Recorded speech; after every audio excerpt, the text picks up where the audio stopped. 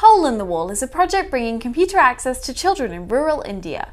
Founded by Professor Sugata Mitra, who has observed children learning English and computer literacy at an accelerated rate.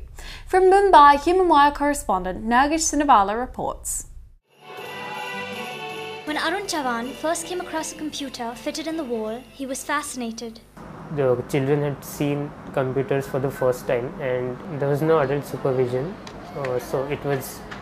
We used to look at the desktop, we used to click here and there and see what happens, and we used to teach each other. Hole in the Wall was started by Dr. Sugata Mitra, Chief Scientist at the National Institute for Information Technology. In 1999, he set up computers in slum areas and in remote villages all over India and allowed children to play on them. The very first observation is that children very curiously, energetically and excitedly come to the computers. In many places, either within the first day or within the first 3 days, they would be using the Paint program. Most of the children were poorly educated and knew almost no English. Yet they were able to use an English operating system, play games in English, and even surf the net. There was one child who was completely illiterate and he used to work on a construction site nearby. And he was the smartest little guy there playing all those computer games. So I asked him how he does it. And he said that he knows that when he clicks on something that looks like this and is in this place, it gives him a certain action. In Maharashtra, Hole in the Wall is handed over their learning centers to local schools. Most of these children have never used a computer before, but their teachers say they pick it up very fast. 8-10 दिन बाद हमने देखा कि हमसे भी ज़्यादा बच्चे अच्छे इसका यूज करते हैं. After seeing how well the children were operating the computers, the teachers at this school convinced a non-governmental organization to set up a computer lab and hire a teacher.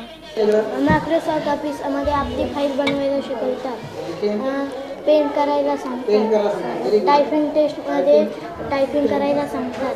But even if they're left alone and given no training, children can be quite ingenious.